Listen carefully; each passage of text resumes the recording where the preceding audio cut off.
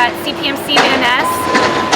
I wanted to start by saying that as nurses, there's a reason why we're the #1 most trusted profession. We advocate for our patients, and the biggest thing that we do in advocating is advocating for their safety. But in order to do that, we must keep ourselves safe at the same time. So during this pandemic, that's why personal protective equipment is so crucial to doing our job. You ask us if we have enough PPE, but as you can see here, N95s, these types of N95s are disposable. They're meant for a single use, but we're using ours for 12 hours, multiple times, multiple shifts, and that's not what it's intended to be used as. We also have, on multiple units in the hospital, we have bins that are being collected, these masks are being collected in, from everyone who's wearing them for hours and hours, being told by our provider that it's just in case we run out of N95 masks, that they're gonna sterilize them with chemicals. We are not being told of what chemicals, we're not being told where the research is coming from, that it would actually even keep a proper seal. So therefore, possibly risking our lives more than we ever signed up for. The manufacturer 3M, in their March 2020 bulletin, mentions that they highly discourage their masks that we use to be repurposed or sterilized because all of the research they've done for years so far have not proven to keep the protective seal, and the chemicals that they propose to use are actually hazardous to our health. We deserve better, our patients deserve better, and CPMC needs to make a change for their staff. I'm a day shift nurse and a charge nurse on 9 West, which has been turned into the designated COVID unit during this pandemic. I am honored to represent my 9 West coworkers who continue to amaze me with their strength and resilience every single day.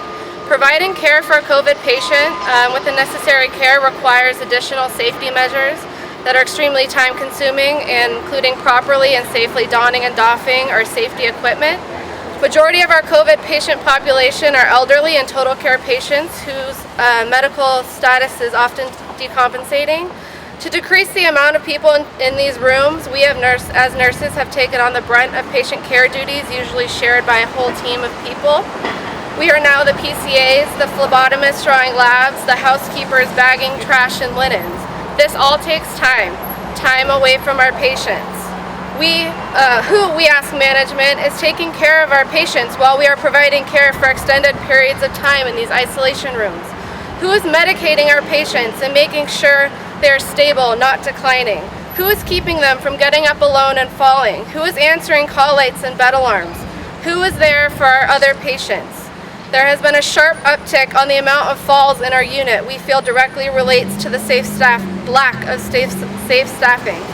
9 West has been pleading, begging for additional staff, for decreased ratios during this pandemic, for runners, a position we identified as nurses who can bring us supplies, medications, or necessities while stuck in a room, who can provide care to our patients who are not receiving care while we are stuck in these rooms. For 2 months, we have sent emails to management individually and collectively. We have sent letters signed by every member of our 9 West team. We enter into discussions daily with management, and we are exhausted and we feel defeated. Management claims they are listening to us, that they want to hear our input, when their lack of action would suggest otherwise. They only offer band-aids to close the cracks of our failing dam. Only this week, after 2 months of negotiations, has management finally conceded to some of our demands, but not without the loophole of being able to take away these resources for anything deemed an emergency by them.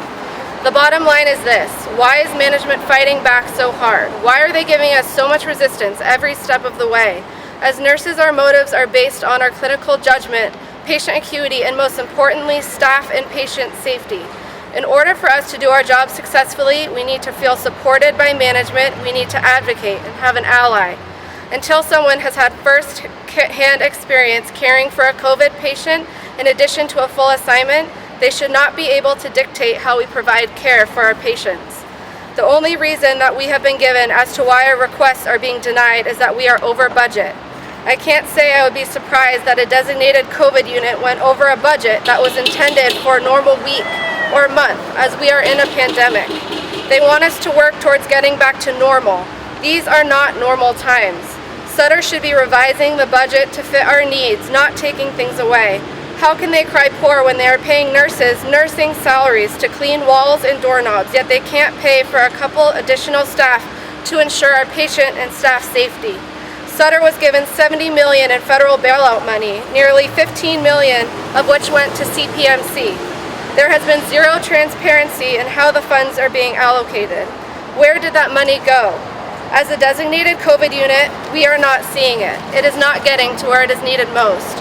As frontline healthcare workers, we ask that Sutter shift its priorities and take action to provide our nurses and patients, because in the end, it's our patients that end up suffering. Thank you. What's your name? Thank you. Thank you. We're in solidarity with my union brothers and sisters. Insult to one is an insult to all of us. You hurt one of us, you hurt all of us. You take on one of us, you take on all of us. As my colleagues have so eloquently already expressed, there are still shortages of staffing and a lot of cancellations. In the middle of a pandemic, there should be no reason for cancellations. There are nurses that are not having work, especially as Caitlin has already addressed. People are still not getting breaks and the work is very heavy, so nurses should not be sent home. We can use these nurses on the front lines. They should not be having to deplete their entire bucket of PTO in the time of a pandemic. Their notification of work exposures and positive COVID patients is inconsistent as well. Employees should be notified in a timely fashion and given 14 days of paid leave for self-isolation and monitoring. CPMC is making these nurses still come to work unless they're symptomatic. We can spread this to our patients, to our family, and to the community, even when we're not symptomatic. We have plenty of nurses willing and able to work. There are lots of unwanted cancellations while we're not letting exposed workers work while they're quarantining at home. All of these compromises nurse, patient, and community safety. It's all to save Sutter money and accompany what has made millions of dollars for decades, and over $70 million from the federal bailout and $12 million went to CPMC alone. So in solidarity, we speak on behalf of the nurses of CPMC that we want answers and we want what's due for all of our nurses so we can protect ourselves, our patients, our families, and our community. Thank you. Thank you. Great job. Yes. Yasmin, 3.5 years. Were they prepared for the pandemic? No, definitely not. Should they have been? Yes, we had months to prepare from what the other countries have shown in the beginning of the pandemic, and our hospital did not do anything to prepare. What does it say about the healthcare system? Say it again? What does it say about the healthcare system? It lacks in many aspects. It's not adequate. It's healthcare for profit, not for the best of patients.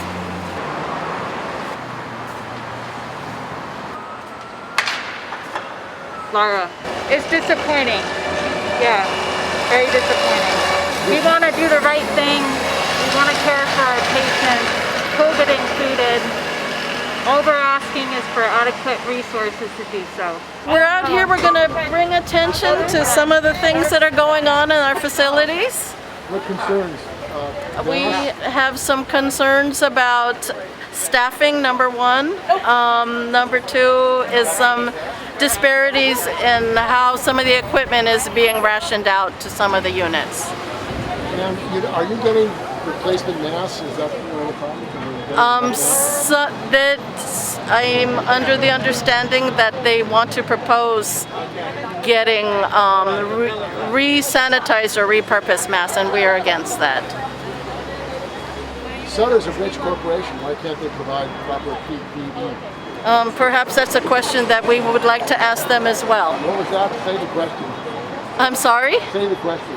The question is, why can't they? We're not quite sure why they can't provide us when they have gotten $70 million in the stimulus package, and CPMC got 17 million in the stimulus package. So that is the question. One could imagine. So some transparency would be nice.